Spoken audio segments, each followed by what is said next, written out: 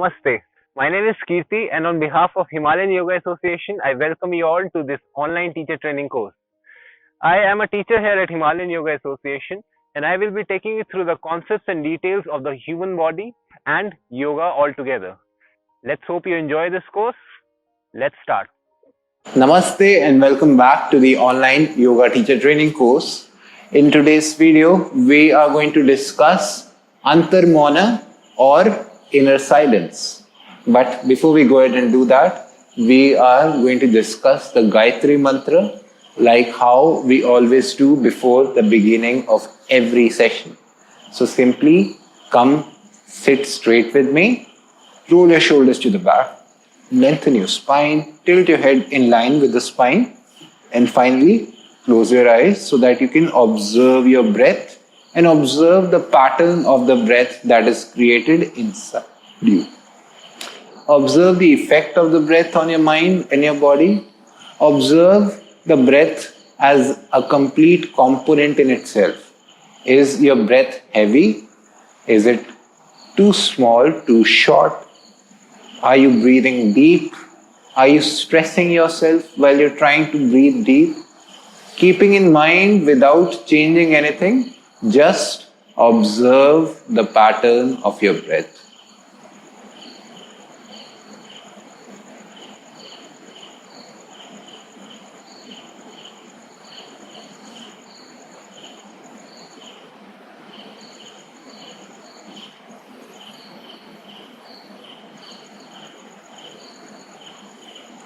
After a few calming breaths, let's slowly bring our hands together in front of our chest in Namaskara Sthiti.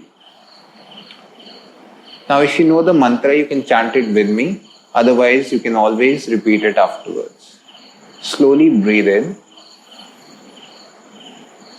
Om Bhur Bhuva Swaha Tatsaviturvarenyam Bhargo Devasya Dhimahi Dhiyo Yo Nah Prachodayat.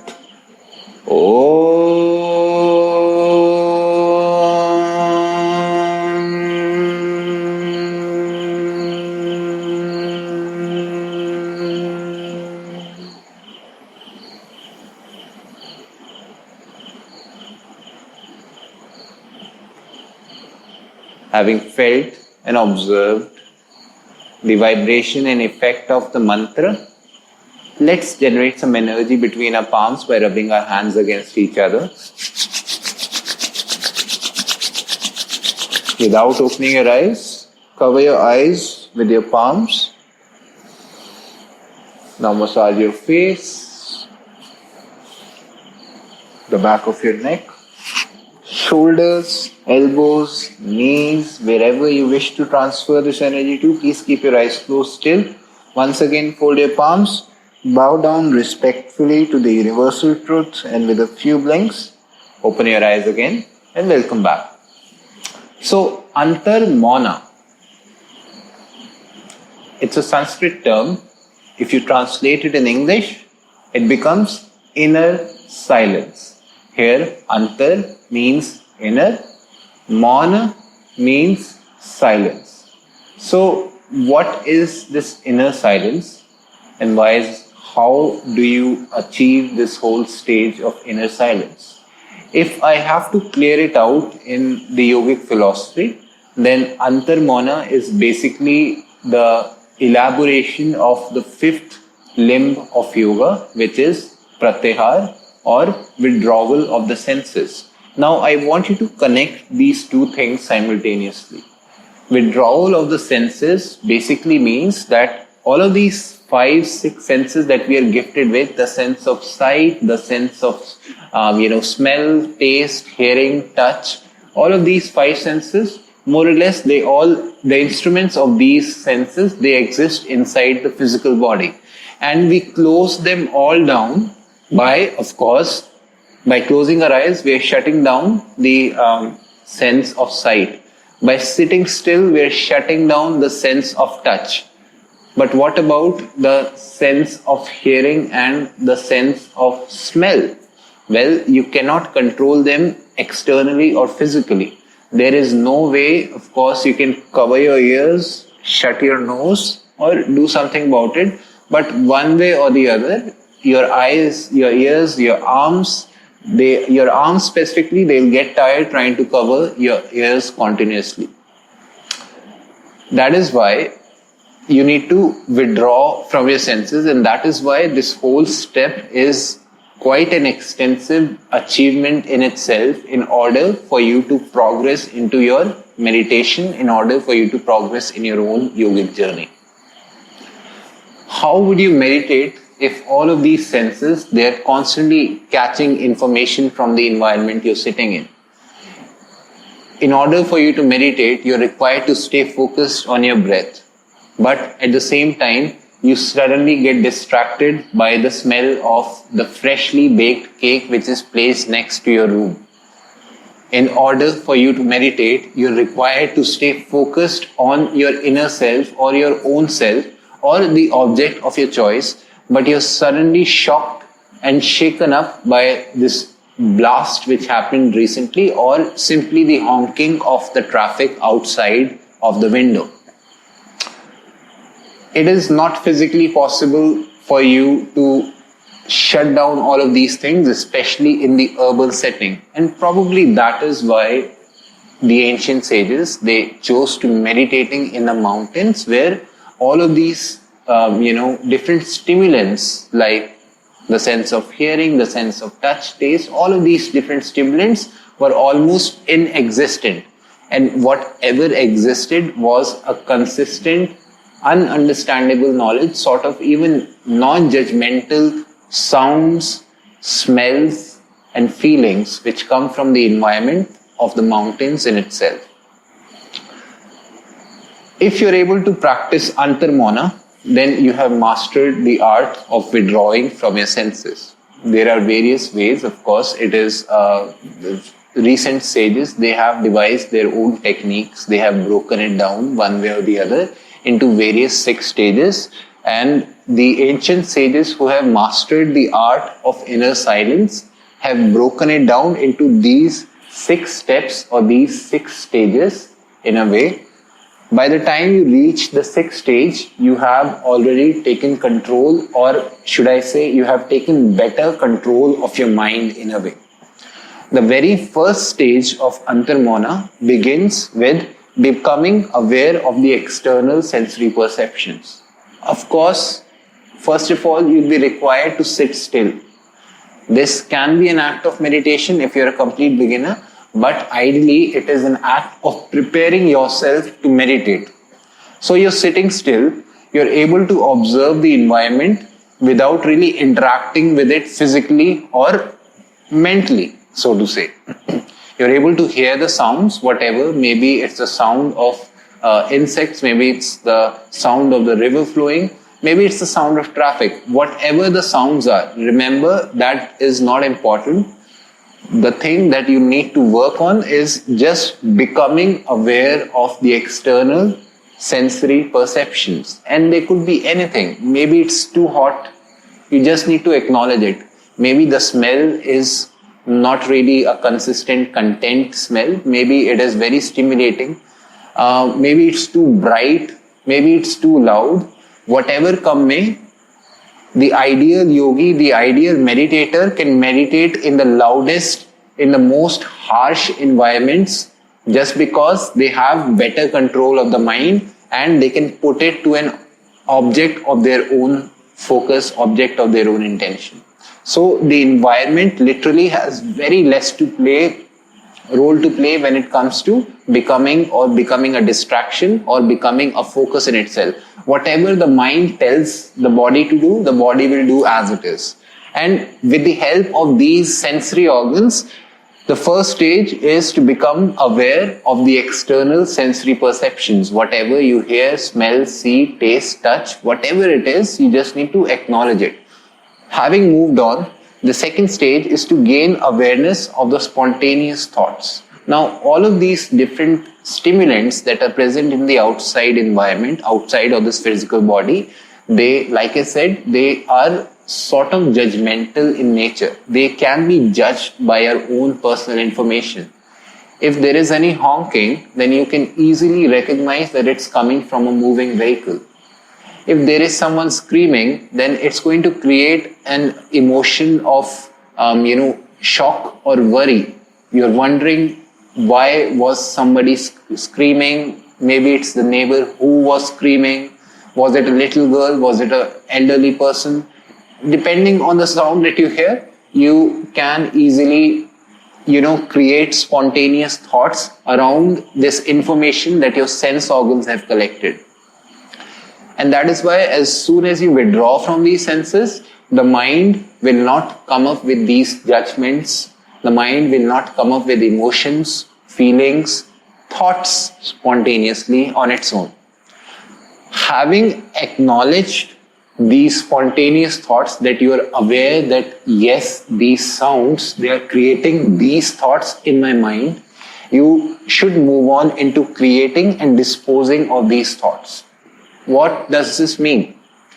Of course, like I said, anytime you're trying to meditate, your mind will come up with random thoughts on their own. And the easiest way to get rid of these thoughts is to not force them out of your mind, but to acknowledge them and to move on. Basically, when you force something out, then they have the power to come back, spring back to life and come back in their full form eventually. But when you acknowledge them, when you make peace with that certain thought, feeling, emotion, sound, external sensory perception, you also limit the ability for it to create more spontaneous thoughts. And this is what creation and disposing of thoughts means.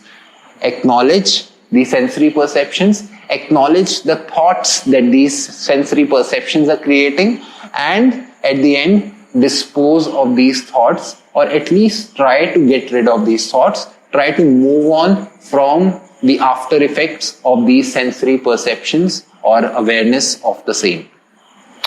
The fourth stage is refined awareness of the disposal of spontaneous thoughts. Now, while your mind, you have trained or you have worked your mind into removing these thoughts, understand what was the whole curriculum, what was the whole activity about, how were you able to get rid of these thoughts, to what extent was this thought able to stay in your mind, for how long was it there, if it was there, if it was very difficult to get rid of it, what was the nature, the sense of it.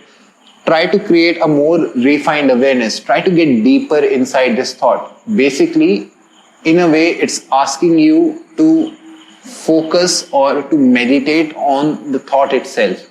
Meditate on the structure, the anatomy, and the nature of the thought.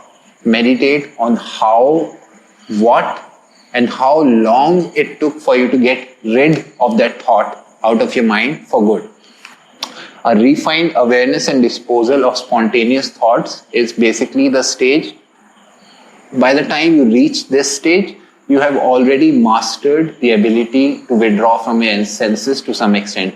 If you're able to do all of these four things effortlessly, then the rest of these four thoughts, the rest of these two stages would not be that much of a challenge for sure.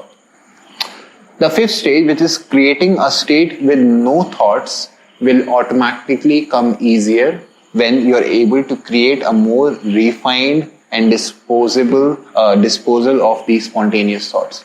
If you are able to take optimum control of the first four stages, then the fifth stage will obviously be the next stage. Once you're able to recognize, once you're able to acknowledge and move on from these thoughts, then you should try to create a stage where you do not have any thoughts. And how will you create that stage? By withdrawing from your senses. That's the first step. Of course, the mind will keep on creating more thoughts in itself, but eventually having less burden on the mind, which came from the external sensory perceptions, you are able to reduce the burden on the mind.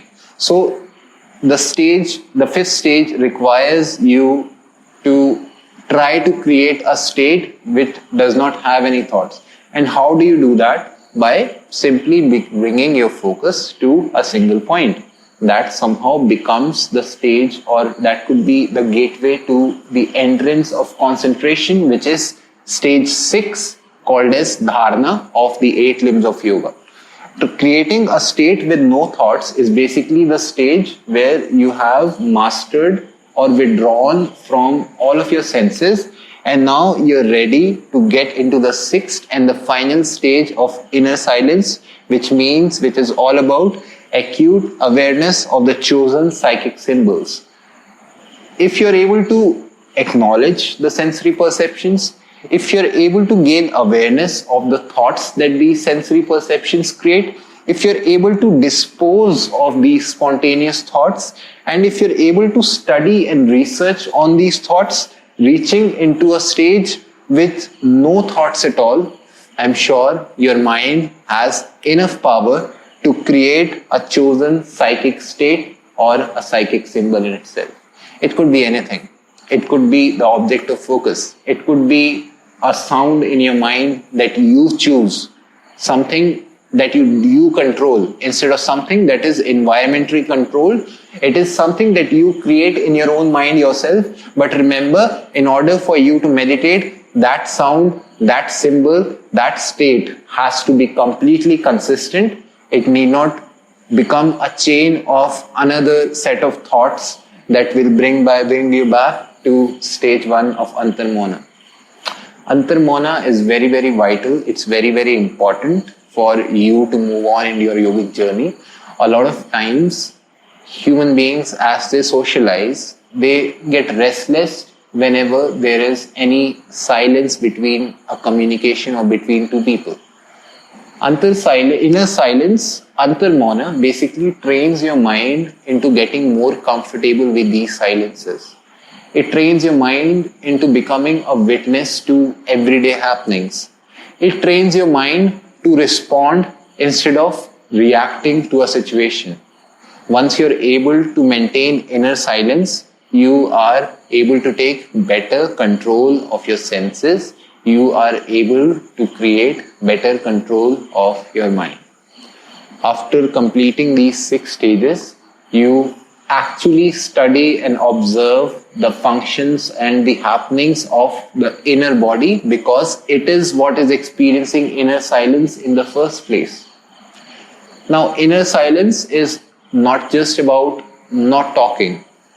Inner silence is literally distancing yourself from any mode of communication. It means anytime you're practicing Antar Mouna or inner silence, you need to shut down your social media, you need to shut down your television, you need to shut down your radio, you need to shut down your music, you need to shut down every external stimulant which has the power to create thoughts, which has the power to engage you, and which has the power to pull a reaction out of you. Inner silence means getting more comfortable with your own self. Inner silence will help you becoming more peaceful internally and externally. If you haven't practiced inner silence, then I suggest that you continue practicing inner silence, maybe for a minimum of 15 minutes in a day. Eventually, by doing it again and again every day, you'll realize that inner silence, these 15 minutes that you devote to inner silence on an everyday basis, have a very beneficial effect on the mind and the body itself. You will start experiencing the change as soon as you start practicing inner silence. And of course, this will help you go deeper in your own yogic journey. I hope you found today's video informative. I will come again next time with another meditation video. Until then, thank you and Namaste.